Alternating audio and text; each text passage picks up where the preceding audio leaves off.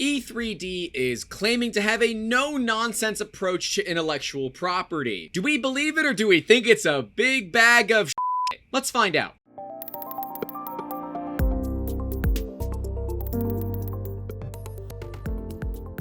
Okay, alright, I did the YouTuber thing.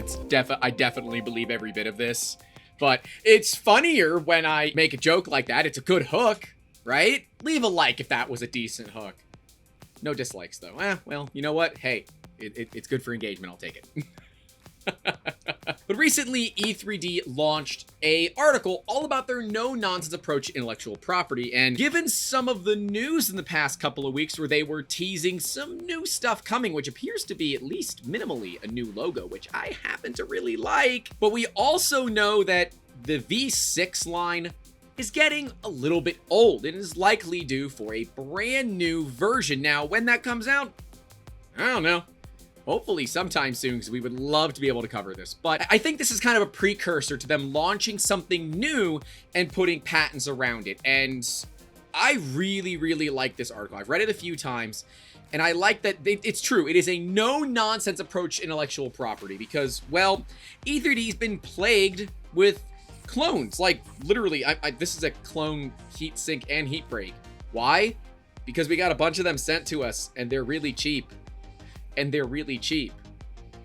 And they're really cheap. They're not great. And the problem with the V6 is that it was so expensive that Chinese clones were able to come in and literally, for next to nothing, replicate it. And the clone quality is sometimes okay, sometimes not. What happens is E3D's hands are tied. People get the clone stuff, think it's legit, end up with all of these problems, and end up bad-mouthing E3D. So they said, no, no, no. E3D has come out saying, you know what? We're gonna start patenting things, but, before you get your pitchforks and your burning sticks, let's sit down and talk about it. They still believe in open source and will continue to contribute. They're making a binding promise about not enforcement that they believe is fair. So let's talk about what they do believe is fair. They are making a legally binding promise to never enforce their patents against anything done privately and non-commercially or against academics conducting experiments, that kind of thing. If you're someone who wants to see more 3D products and more technical progress, then we're all wanting the same things. Dude, I love this, right? If you're a private person, you want to make some cool stuff, you want to screw around with heat sinks, heat blocks, whatever, and integrate it into the E3D ecosystem, cool. They're totally down for that. You want to make your own nozzles? Yeah, they're cool for that, but don't sell them. And they're going to be patenting only very specific things that they really invented. One of the big issues in this industry has been patents since day one. We did a video on this a while back about the Stratasys patent expiring. We'll card to it right there so you guys can take a look at it if you haven't seen it already. But that patent was a really weird one, where the motors for a 3D printer could be outside of a chamber. This is especially useful if you have a heated chamber and you want to do parts like Ultem, PEI, PEEK, PEC, the hardcore top tier materials that cost hundreds of dollars a kilo need very hot chambers. We talked about materials in a video as well. I don't know if I mentioned those ones specifically, but I feel like we might have. If not, let me know, and I'll do a video on those if you guys want to see it. But the issue that we run into is that that patent was so blindly vague that it basically kept anyone from making a heated chamber and then two, putting motors on the outside of said heated chamber. So what did manufacturers have to do? They had to find ways around it because Stratasys was unwilling to play ball and say, you know what, if you guys want to do it, that's fine. Just, you know, do it for like ABS and nylon. Leave us alone for PEEK and PEC. No. Stratasys is like, how about no, dog? It's gonna be a no for me, dog. And that's frustrating, and it's 20 plus years that they had a stranglehold on the industry. And now that patent has expired, I'm sure we're going to see more printers utilizing that technology soon.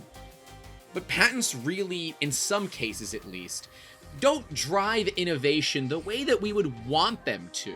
Instead, they stifle it and keep companies from being able to compete. I think that this particular diagram shows it best. And for those of you that have bought from, I don't want to name them specifically, but you guys know if you know E3D, you kind of know the companies that clone them. If you've bought from them, you kind of know this is what's been going on right now. They want to invent things, manufacture things, sell things for more than it costs to manufacture, and use the extra money for R&D. I know this is gonna sound crazy, but the goal of every business literally that is for profit is, hold on, wait a minute, make profit. I know, it's weird. Even 3D Musketeers, our job is to make profit. It's literally why we do segues like this one to our sponsor, 3D Musketeers. Yeah, you didn't see that one coming, did you? That's right, we're gonna continue to self-sponsor these episodes until we can get companies, maybe like E3D. Hey, Sanjay, if you guys wanna sponsor an episode, hit me up. It'd be really cool to check out whatever new stuff you guys have coming. I'd love to take a look at it and do an honest comparison to what else is out there on the market. And I'm talking about you, Slice Engineering. I want to put these people up against each other and really see who does best. But if you are looking to get your ideas out of your head and into your hands with full art-to-part rapid prototyping and product development, utilizing cool technology like 3D printers, you can reach out to us at 3D Musketeers. And if maybe you don't need any of that, you can do it yourself, because of course we do teach you a lot of that here, and you still want to be able to support us outside of watching the ads and clicking on them, because it does help when you do that. You can support us directly on Patreon. Links that will be down in the description as well. It's patreon.com/3D Musketeers.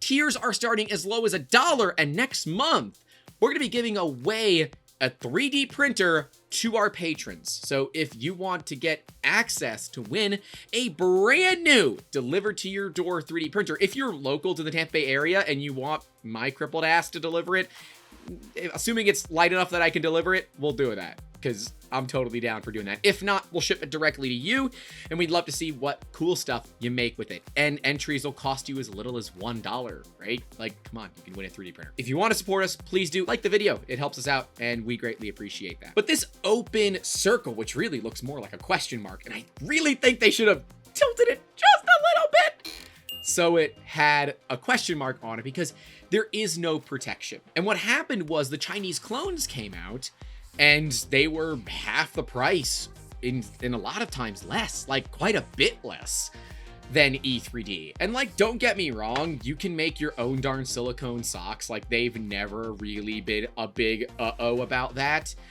Our own staff member, Pyro from Pyroball PCBs, he makes molds for hot end socks. It's a thing that he does. They're all available online. We'll link to them in the description so you guys can take a look. They don't care about that. I'm sure what they're caring about here is some of the new things that they are inventing that will really kind of change the way that we look at 3D printing, whether it's more efficient, faster, smaller, lighter. Harder, better, faster, stronger. I don't know, maybe it glows in the friggin' dark. I don't know. But they clearly are concerned, and they are clearly not making the kind of money that they should. They're a for-profit business, for God's sakes, right? And if you want to be able to support this industry, support growth in this industry, and support companies in this industry, they got to protect their IP. And when I originally read this, I'm like, oh my God, why are they patenting things if they're not going to protect it? But they are. They're going to protect it against companies trying to compete with them, selling basically identical clones. They don't care if you do something, you as the singular maker. They don't care too much about that, because you're not cutting into their profit margins at all. But if a, big manufacturer in mainland China decides we're going to whip up an assembly line to go ahead and beat these guys at their own game, they've got a problem. And if they were in full open source, they can't defend themselves. That's part of the game with open source, right? You're contributing to a community, but you're not stopping someone who's money hungry to come in and undercut you with economies of scale. E3D is kind of finding this, what I think is a very nice middle ground, where they're going to still keep things reasonably affordable. Yes, $65 is not amazingly cheap, especially when you look at like a Ender 3 or a Voxel Lab Aquila, although not the Aquila. Let's look at the Elegoo Neptune 2, because the Elegoo Neptune 2 does not have, as far as we can tell, the thermal runaway problems that the Voxel Lab Aquila does. We'll link to the video that Thomas Sandleiter did on it. Oh boy, it's a pile of hot garbage.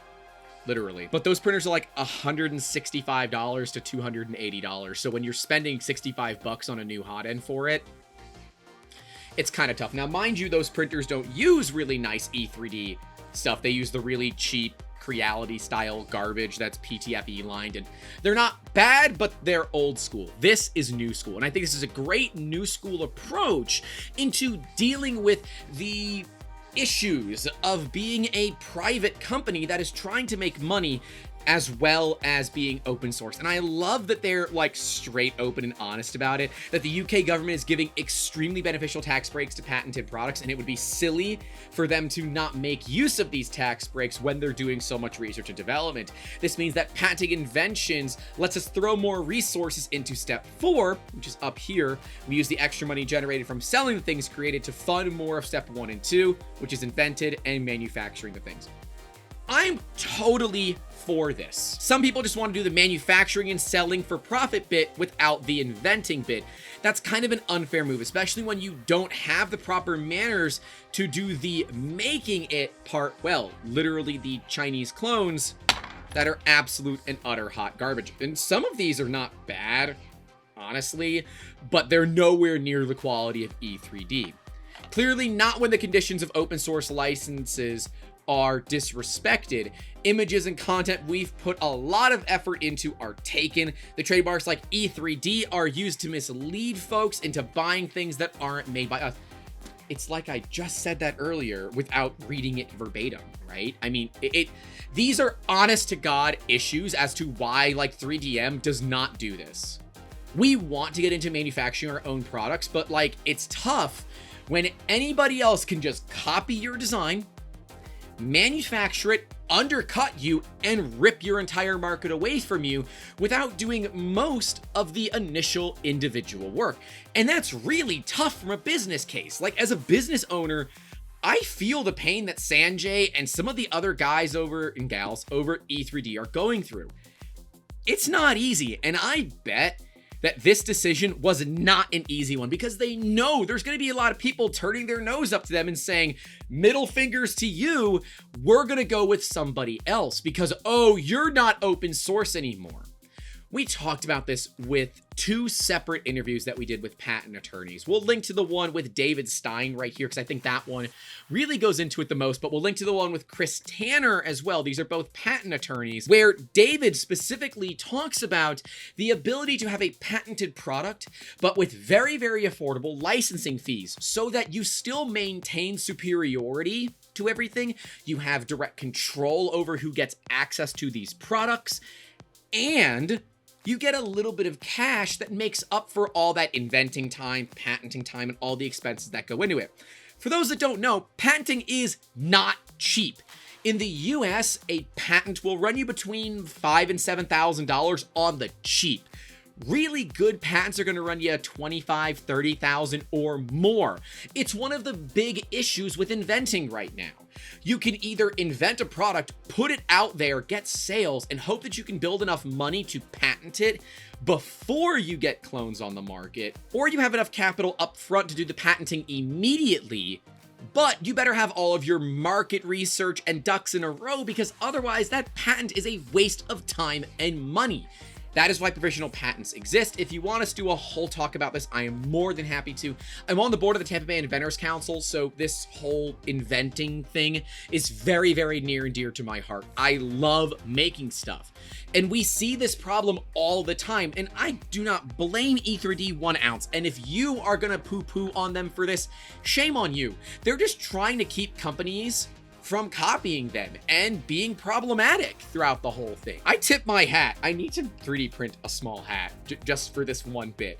I tip my hat to E3D because this is a big step in them moving forward. And the fact that they have made a legally binding commitment to not go after personal use, academia, that kind of thing where it's like, yeah, no, we're not selling it for profit. We're just doing it for research. That is awesome. Awesome. Absolute big ups to them there because they're kind of solving this issue of patents, because at least in the United States, if somebody copies you and you don't go after them, your patent can be invalidated on the fact that you didn't go after them. I know, it's a little bit crazy, and if you believe this process is simple, go look up the story of Josh Malone. He has an entire documentary called Invalidated. He's the inventor of Zuru Bunches of Balloons. We're trying to get him as a podcast guest, so stay tuned for that one. But yeah, his story's kind of crazy. Just believe me, when you're done with this video, and if you think this kind of thing is interesting, go watch his documentary. It can get a little stale at sometimes, but I think it is valuable to listen to. Again, I like how open and honest E3D is being here. This is not an easy thing to do. They're going to alienate themselves to some extent from people in the industry, but with a lot of us really kind of talking about that we need to have a talk about open source and how it's utilized and what it's really there for, I think this is kind of the right move until we get a better idea of where we want open source as a whole for this industry specifically to move, because it matters a lot. Right? It matters a lot. I like even more that they're going to be able to get tax breaks on this, which means more money. We all love tax breaks. Yeah, that's the fun YouTuber thing. Tax breaks, marketing. And I like that E3D is committing to not filing these broad patents that are just going to kidney punch the industry, right? They're going to go for very, very specific patents that protect them while not limiting people. Now, generally speaking, I'm expecting these to be design patents and not utility patents, because utility patents, the goal of a utility patent is to be very, very, very vague while being specific enough that you can protect yourself. The idea of a design patent is, generally speaking, to be quite specific into a design.